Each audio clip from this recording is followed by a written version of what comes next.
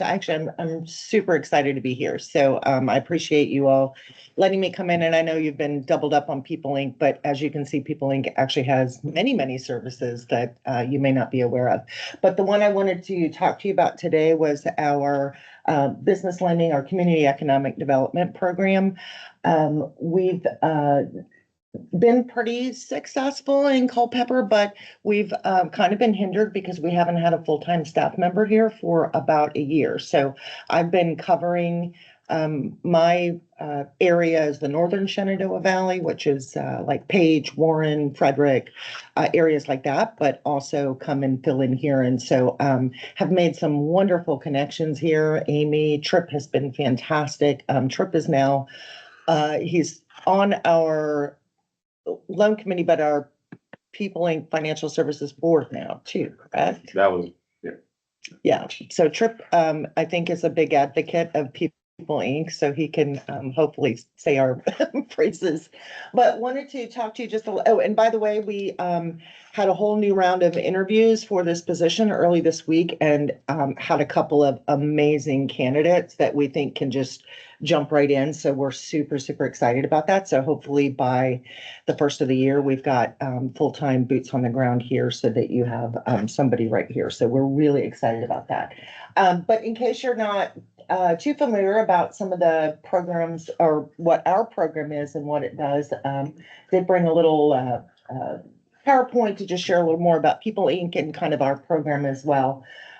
This year, we're celebrating our 60th year in existence.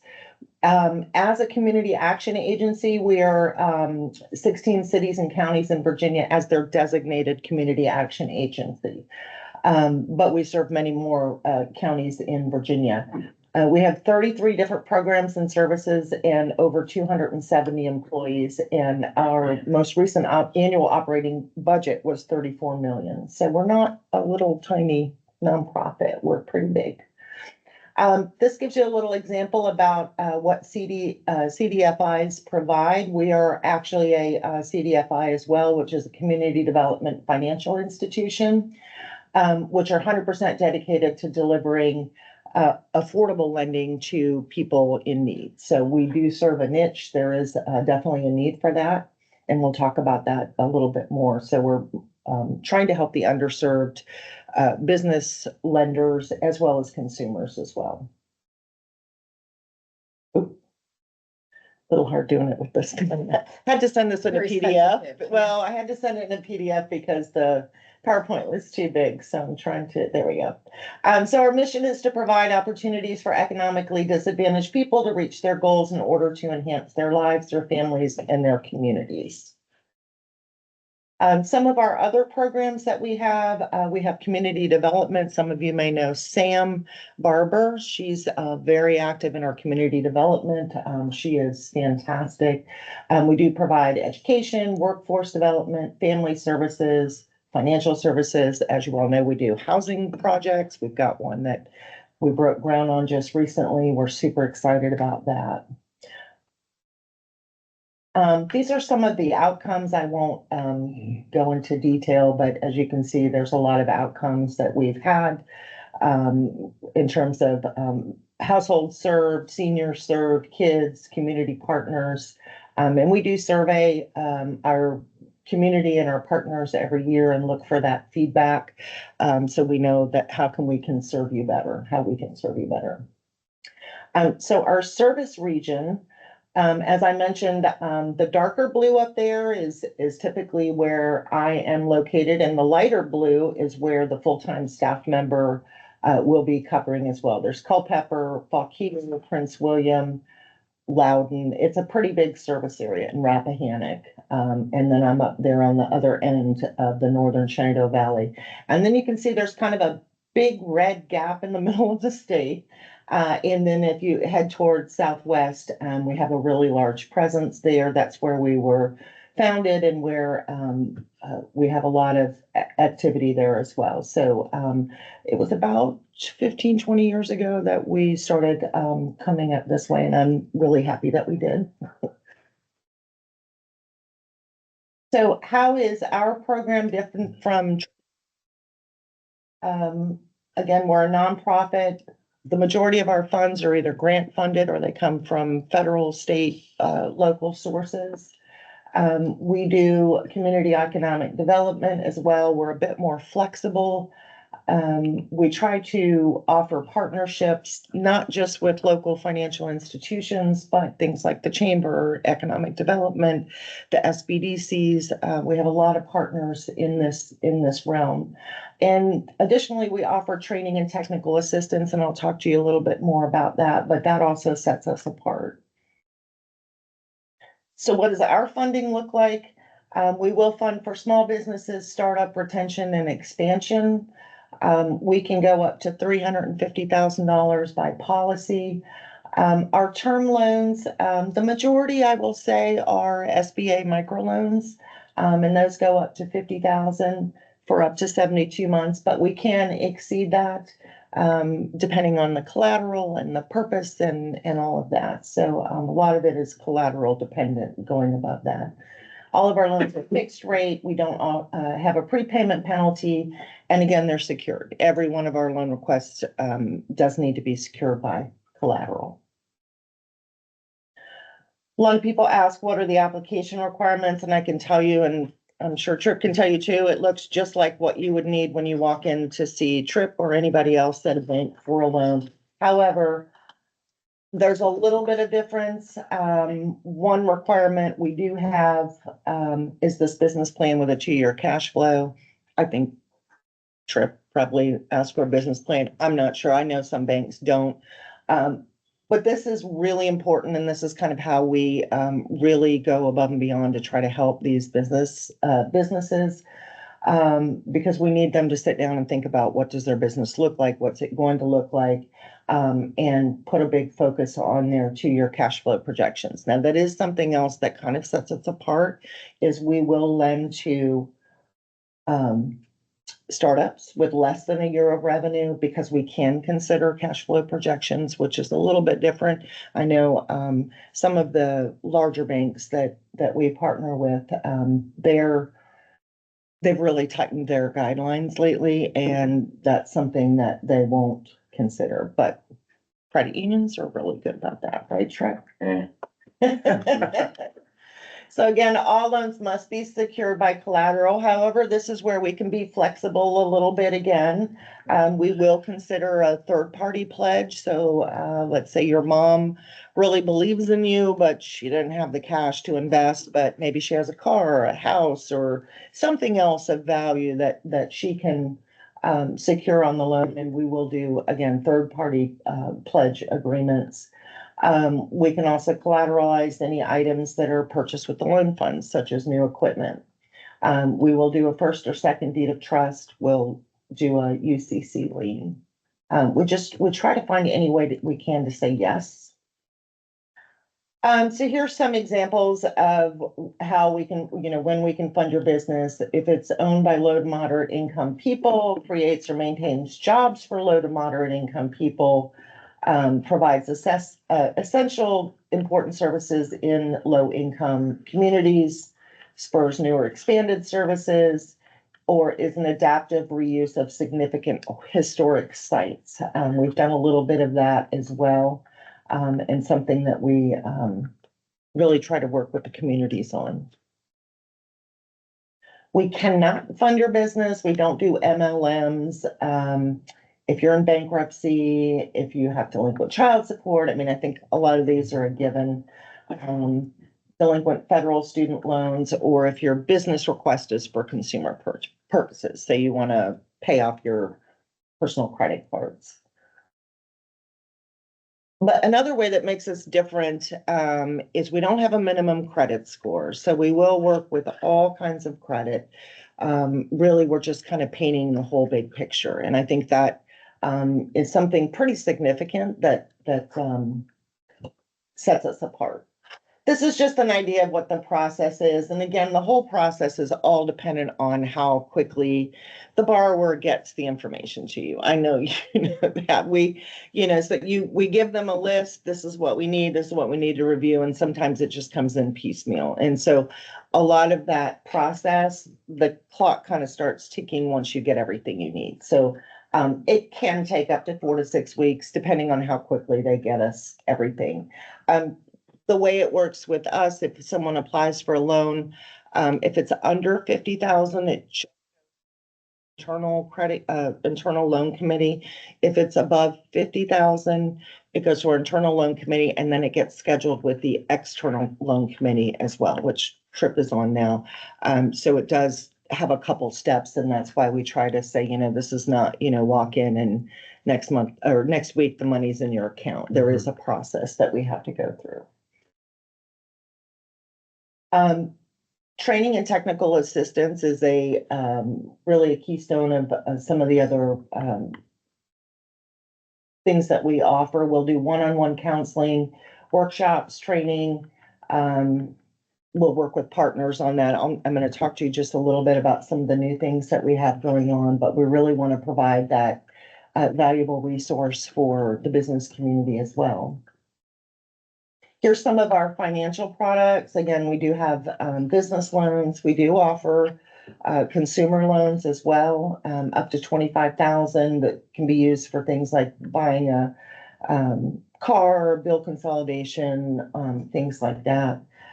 We do have a RISE, which is a match savings program. It is for lower income clients, but it's an 8-to-1 match for their savings. They do have to enroll in that. They can get up to $4,000, and that can be used for things like school, buying your first home, things like that. And then we do have a very new credit building program for youth, for people 18 to 24.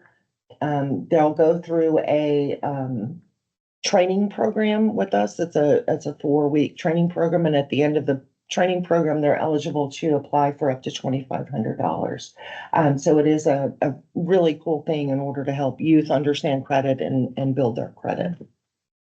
We're pretty excited about that. Questions so far? So how does this work with CIC? If you go to get a CIC loan, are you able to also apply for a People Inc. loan? Is it negate that if you already have applied for another loan, you can't apply for People Inc.? How does that work? No, you can. Okay. It's not one or the other. CIC is great too. We've done a lot of collaboration, especially recently with CIC. I came in and taught a couple of their entrepreneur workshop classes. CIC, I don't know if they have expanded on that yet, but up until recently, they did have a maximum loan amount. So we're able to go above that, but it's also a situation where we can partner with them. That is something that we do a lot, is partner with local banks or financial institutions in some way. An example was one we just did in Frederick County. The bank was he was purchasing the business that he had been leasing, the building. The bank was able to do 80%. In that case, we did 10% of the purchase. We financed 10%, and the client was able to do the other 10%. But in the past, we've done things where the bank did 80% and we did 20% on that purchase. So it's not just with real estate, but we can collaborate with other lenders and try to fill in those gaps when there's a gap. So awesome. Yeah. So I wanted to tell you a little bit more about a couple of these handouts. The Ready Set, it's that second thing that's with in your pile. That is the youth credit building program that I was just mentioning. Again, we're super excited about that. Right now, Justin, who's our training and technical assistance specialist, he's kind of set up to do this individually, but we'd also love to do, a group training. So if you think there might be a need or a connection that you may have, where we can maybe do a cohort going through this program, we'd really love to see how we can make an impact with the youth and get them ready to go. The next one is financial and entrepreneurial workshops. This is just as front and back. This is just an example of some of the ones that we already have pre-written, ready to go, that we can do at any time. However, because we do have full-time staff dedicated to technical assistance and training, we can customize any kind of training that you think you need. I know in the past I've done for, it was a restaurant and he really needed customer service training for his staff. He had multiple locations. And so I customized a training for him for a little more intensive customer service and went around to a couple of his locations and was able to train the staff. So it's not just financial related, but if it helps the business and if it's something that they need, particularly if there's, more than one or two. I mean, we will come in and do individual one-on-one training, but if you know of any business or hear of any need where training might be helpful to them, we'd love to come in and help. And again, we can customize it, or we also have some that are ready to go. So if you think that there'd be an interest in the community and we could offer some training just to see how well it, what kind of interest you have, we'd love to do that as well. And then lastly, the financial services, that just gives you a little bit more detail about all of the programs, the different loan products and training. Different loan products that I just mentioned and some of the things that we do here in this program. Leslie, thank you. Yes. It's a lot. Question, I know that you said you have fixed rates and with most CDFIs, you guys have favorable rates, but I was thinking, when Jeff mentioned the CIC, when they complete the entrepreneurship masterclass series, they basically get to buy down their rate in essence. Do you ever have opportunities for whether an applicant has completed, whether it's a program with the SBDC or with CIC or one of the others, where they might be seen for more favorable rate? We don't currently, but we are talking about that with some of these programs because, obviously with CIC, they have to complete this in order to do it. With that youth credit building, that is an example. They go through that, they get a favorable rate, they can apply for up to 2,500.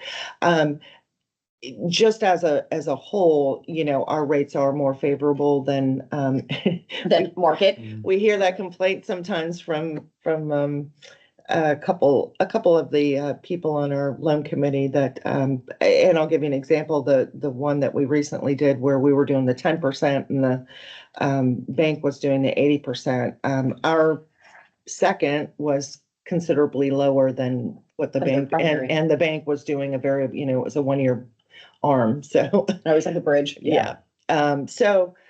Just traditionally our rates are more competitive and we're able to do that because of our funding sources. And so we only charge a certain percentage above what it cost us. But yes, that's a really good point because we are looking, for 2025, doing some more, I don't want to say calculated, but like the entrepreneur program that CIC does. Yeah. And SBDC has programs, which is basically like the business essentials training programs as well. And then in our community, every 2 years, we do an entrepreneurship education series as well. That kind of closely aligns with the BET through the SBDC. So I just was curious because, especially with some of the targeted audiences that you're looking at, wherever we can make it. And that's a really good example because if we were to say partner with you on something like that, then that is something that we could go into and say, hey, listen, if you complete this, this is the benefit you're going to receive, an extra discount on your rate. Absolutely. Thank you. Great point. Of course, the bank would say the interest rate on a smaller credit is not as impactful as it is on a larger credit. Well, yeah. But you've all heard me talk, banking continues to morph. And I think this is the future, and so when I look at an opportunity, it depends. The CIC happens to be more in some of the other areas that I seem to go to, but the People Inc., they've done some larger loans that have really helped, small businesses get going. This group their core values are amazing. These people really just want to, help people. It's been a great, I've really enjoyed my time with them. It started with the micro loan program that Culpeper, Rappahannock and Fauquier, and then I got more involved. But like Justin McFarland is on the loan committee, and I think one of the biggest challenges is bankers kind of come in and out a little bit, and it's having these bankers knowledgeable about this, People Inc. and CIC and these, I mean, as opposed to, it's easy to say no to someone, but typically if they've got a plan that has some bones, let's leg that out, let's figure it out. And, so we've worked together on some loans that we just couldn't do. And as far as projections go, I mean, I get pretty frustrated that we don't spend, I'm fighting the good fight. No. But the regulators are really on banks today, and they really made it a little bit more difficult. And these outlets are the future. What's your bad debt ratio as far as payable? That's a really good question. I couldn't tell you what it is today. I know that there was a period of time that was higher, and it's come way down. And part of the reason it was higher is there was a smaller loan program before that it was offered before the current people are in there now. And I don't think there was a lot of vetting done on it. It was an unsecured loan, and a lot of those went bad, which kind of shot our ratio up. But it's actually very good because we collateralized everything. Well, you're secure. Right. That's right. I can help with that too. I would just want to interject. So I've been a part of this on the Financial Services Board pre-COVID and after. COVID definitely impacted it, but I was amazed at the loss ratios, what we would use, that how low it was, because there's also education that goes along with this. Now, that having said that, I think what she was alluding to is that there's an auto loan program that was kind of came out in about after, and that's had some some challenges, and so we've been working on that. But there's another person, Stephanie Lillard. Lillard. Definitely, yeah. I mean, these folks are, I mean, these are folks that would be, in any bank with, in leadership that are bringing these programs on. So I didn't mean to stop, but it's actually pretty impressive. You've seen the impact of the economy.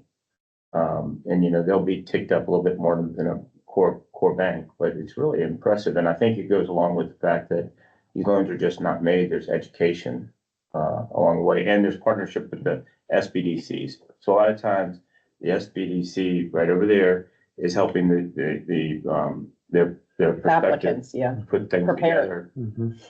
And we do have, I'm sorry, I was just gonna say, we do have a really good partnership with the SBDC. We love the SBDCs. And as I mentioned, all borrowers need to have a business plan and some cash flow, either projections or some solid numbers to report. And if they don't have a business plan, that's the first place we send them. We can offer that, but we feel that partnership is so important that we want to make sure that's their first stop in understanding what the SBDCs have to offer and develop that relationship with them as well, because it just makes them stronger, us stronger, and we get a much higher quality business plan as well by having them involved. I see that educating them, and some people don't know what it is until you educate them. They're very smart people, but there's this saying in my business: you don't know what you don't know. Exactly. Once you know it, I'll get you what you need. And some people can't get you what you need. Tony was asking what I asked. You alluded that it's better now. Can you the default rate? I mean, what was it when it was at the high? What do you think it could be at now? When you say it's better, that doesn't mean anything to us, as opposed to 0 to 100%. And I apologize, and I'd be happy to get back to you with actual numbers. I I know. want actual numbers, ballpark. If you had to I guess. honestly don't know that number. Second I will tell you, because that's not a number that I look at on a day-to-day basis, that I would defer that to our director. Okay. I will tell you that just from what I am aware of, and maybe they share those numbers No, with you. they at do. the- So I think to answer your question, it depends on how you're looking at it. If you throw in the consumer, it goes up higher. The business has been pretty impressive. And, I think 4 to 6%, somewhere in there. And so, I mean, again, I'm looking at that going, wow, and I want to be a part of that, because my expectations, and I could tell some bankers that been on this loan committee, and I know that, I guess, Chris, you weren't on it, but John was, and they just couldn't get a handle on some of the credits that we could do through this plan because of folks that had had some challenges.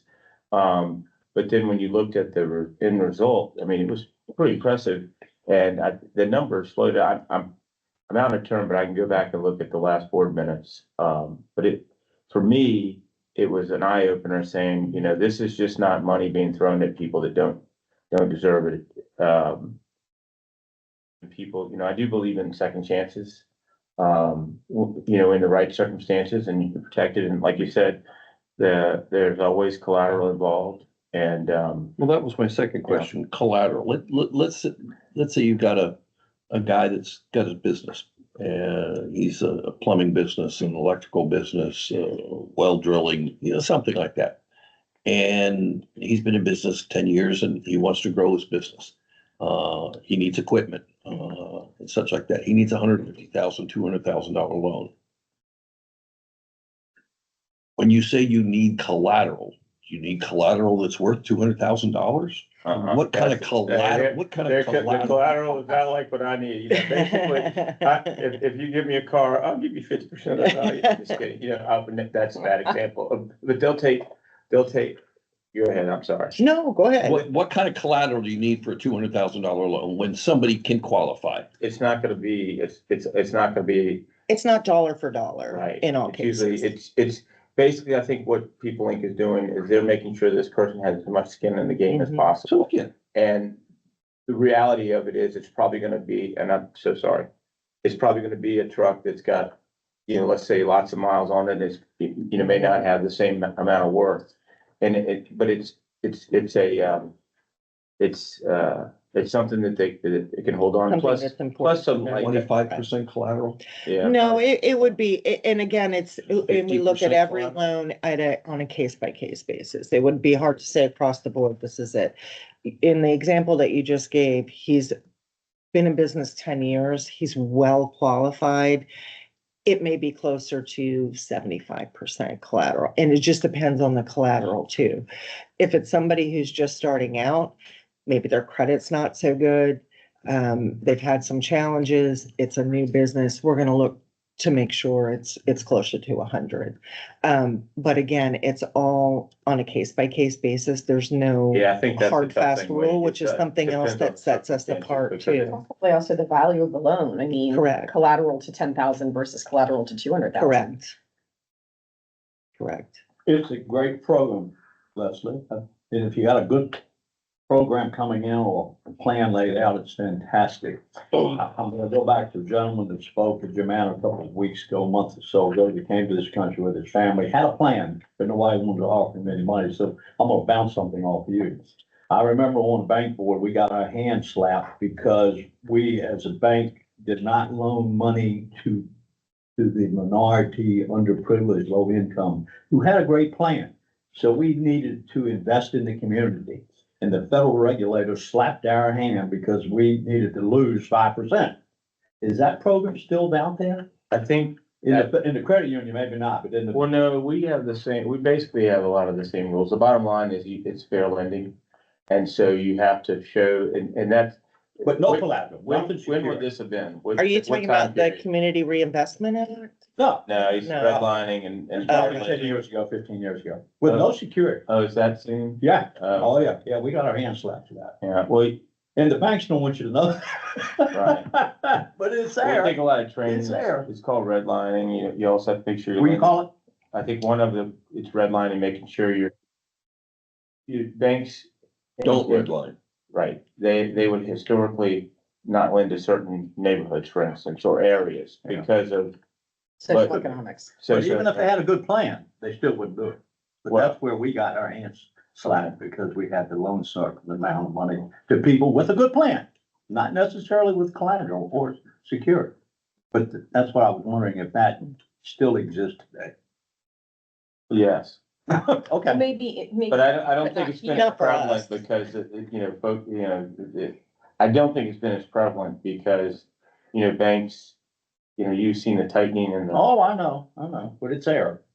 Okay, I think it's always gonna be there going forward. just FYI for me, that's all. Yeah, well, no, I know the tightening I've seen just from the other bank, because banks and credit unions are probably one of our best partners and best resources, for referrals, again, because they don't want to say no, and you're looking at it first and saying, well, this is a good plan, but my policy restricts that, and rather than say no, you can say, well, let me call People Inc. and see if maybe this is something they'd entertain.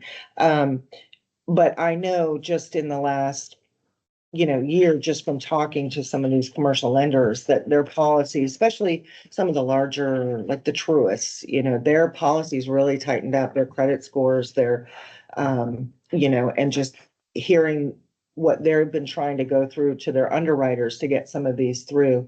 It's just been across the board kind of policies tightened. What happened, we're all human, so what ends up happening is I don't want this to happen on my watch. I'm thinking about the credit, the credit reading. Mhm. And I think that, I've been in organizations where I had leaders where, we want to have a few losses because that means we're penetrating and we're doing, you don't go into something saying I'm going to lend money. You're working hard. But ultimately, if that's happening, that means you're stretching a little bit. But on the reverse of that, it's great to have a clean portfolio, but then at some point, the Fed comes by and says, whoa, wait a minute here. You're too close. Right. That's what happened. It's a And I balancing think act.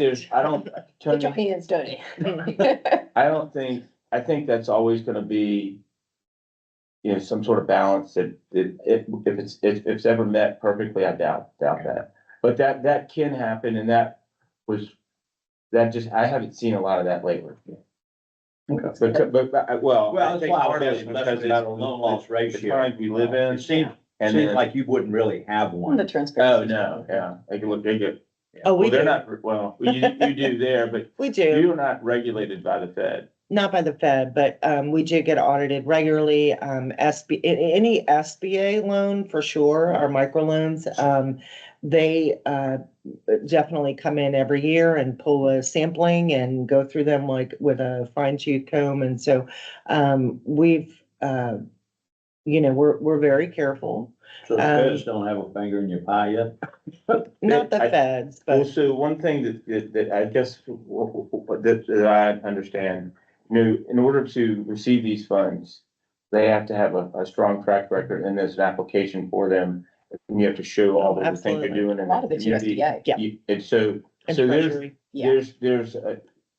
from that perspective, that's a different kind of regulation, because, their engine is such that it's gotta be fed with a lot of these funds. Well, and if you go back to the map and you take that step back to, what's ultimately monetizing their operations.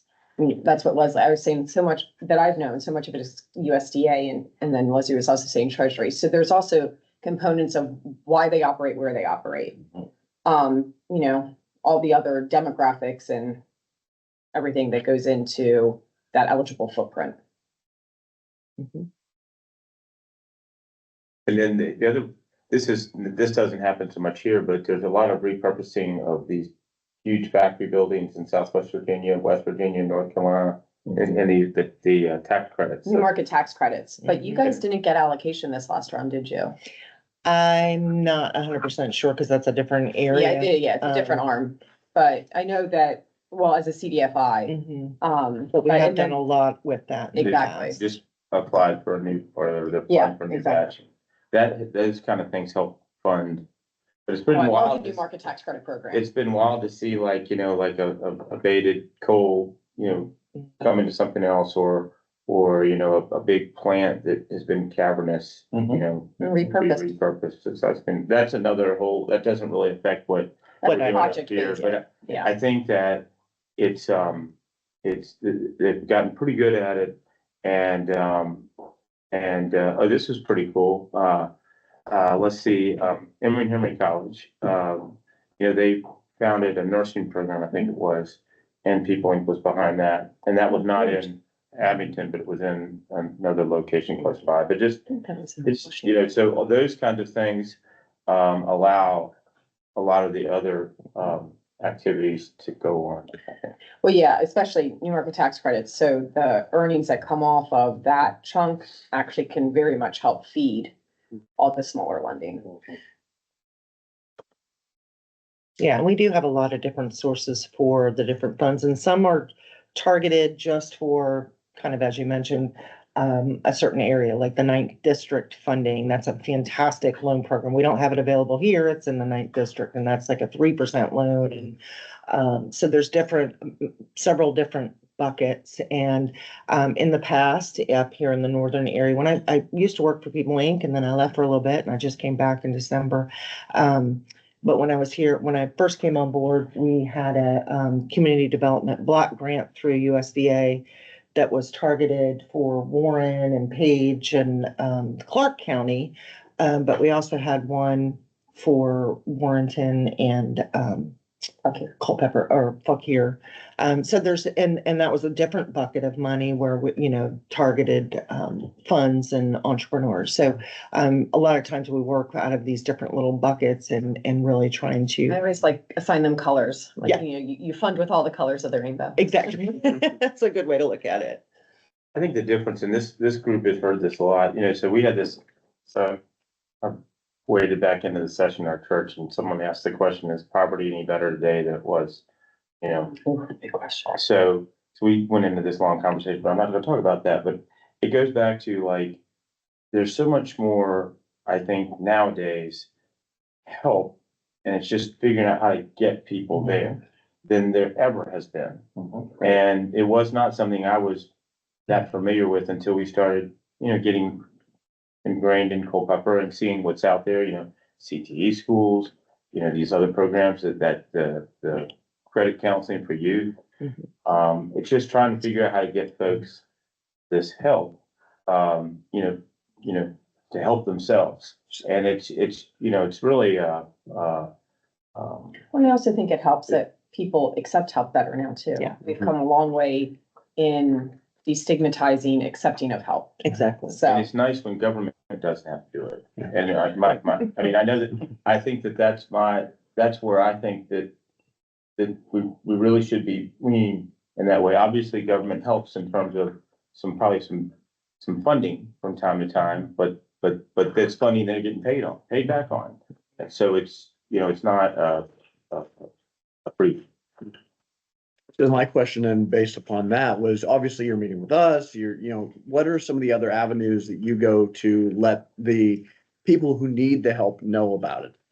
Because I'm thinking of some folks that I know right now that they have no clue that this exists. And so I'm gonna go and tell them, but are you working with, small bit, obviously you said you're working with small business, but in the personal loans, are you working with human services or social services? So they have the information available to the clientele? Yes, Okay. absolutely.